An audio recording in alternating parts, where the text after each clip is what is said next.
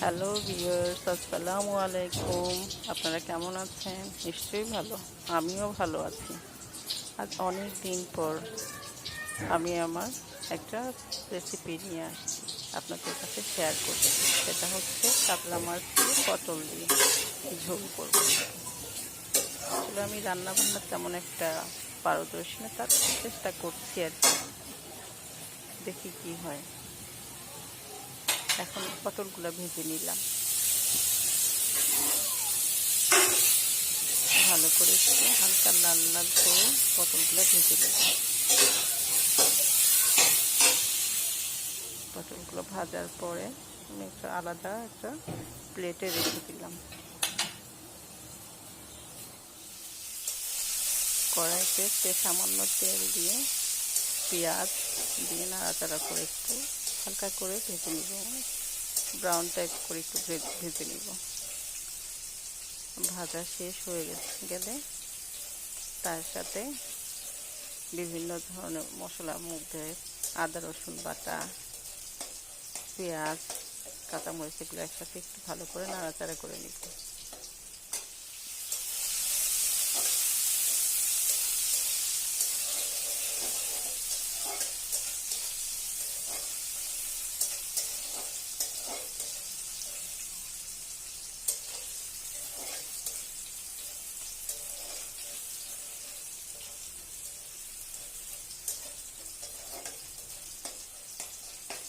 নাড়াচাড়া শেষ করে দেখা যাচ্ছে যে পেঁয়াজটা একটু হালকা রং হয়ে একটু পানি দিয়ে দিই। পানি দিয়ে মশলাটা একটু কষিয়ে নেব।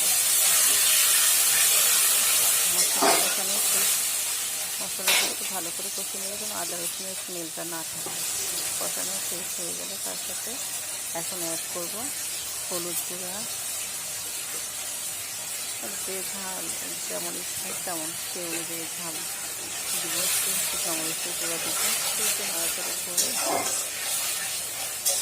তারপর একটু তেলটা যখন ভেসে উপরে আসবে তখন তার মধ্যে 10 মিনিট পর্যন্ত মেঝেতে রান্না করব। এখন পটলগুলো দিয়ে দিব।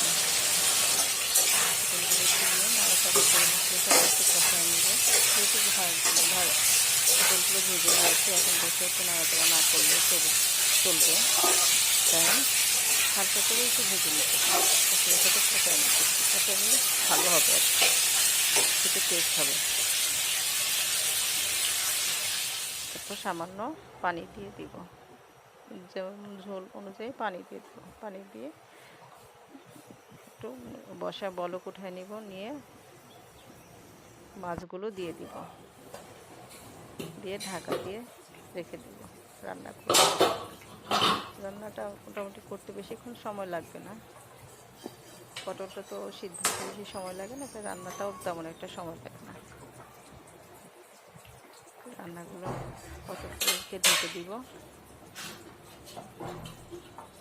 কিছুক্ষণ ঢাকা দিয়ে রাখার পরে মোটামুটি পটল রান্নাটা শেষ হয়ে যাবে। এই হচ্ছে আমার পটল